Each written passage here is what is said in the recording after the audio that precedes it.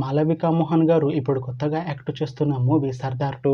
అయితే మాళవిక మోహన్ గారు ఈ సర్దార్ 2 మూవీకి ముందు లాస్ట్ యాక్ట్ చేసిన మూవీ తంగలన్. అయితే తంగలన్ మూవీ రిలీజ్ అయ్యి 1 ఇయర్ అయిపోయింది. అయితే తంగలన్ మూవీ రిలీజ్ అయ్యి మంచి హిట్ అయింది. అయితే తంగలన్ మూవీతో మాళవిక మోహన్ గారికి ఒక మంచి హిట్ వచ్చింది.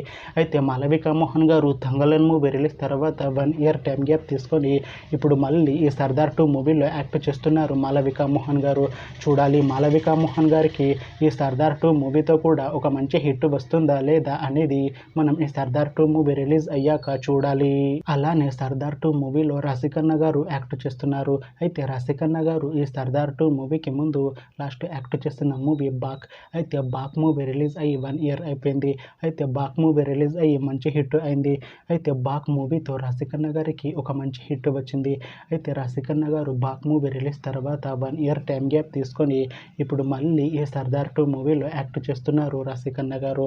చూడాలి రాశిఖన్నా గారికి ఈ సర్దార్ 2 మూవీతో కూడా ఇంకొక మంచి హిట్ వస్తుందా లేదా అనేది మనం ఈ సర్దార్ 2 మూవీ రిలీజ్ అయ్యాక చూడాలి.